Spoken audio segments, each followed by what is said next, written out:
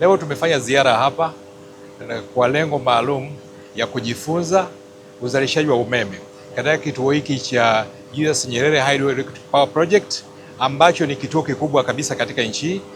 Nadhani Watanzania wengi hawajui, lakini tumeona tuje tutembelee hapa kwanza kwa kujifunza na pia tuwajulishe wananchi nini kinafanyika hapa.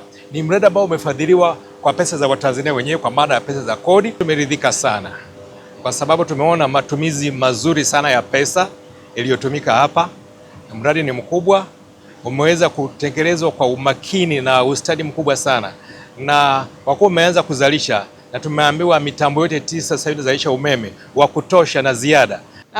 Uje wetu hapa umetufanya tufahamu jinsi ambavyo serikali imejiwekeza kwa kiasi kikubwa sana kwenye uzalishaji wa umeme ambao utaweza kuwasaidia wananchi wetu, na mimi kama mmoja kati ya watu ambao tunawaelimisha wananchi kwenye ulipaji wa kodi, ninatumia nafasi hii kuwasihi wananchi wetu kuendelea kulipa kodi kwa hiari, kwa sababu matokeo ya ulipaji kodi wetu yanaonekana. Mradi unafanya kazi na unachangia kwa kiasi kikubwa sana kwenye gridi ya taifa. Tumekuja kutembelea mradi huu wa kuzalisha umeme kwa lengo tu kwamba tunaporudi katika mikoa yetu Watanzania waweze kujua faida ya kodi ambazo zinakusanywa na Mamlaka ya Mapato Tanzania kwa niaba ya serikali.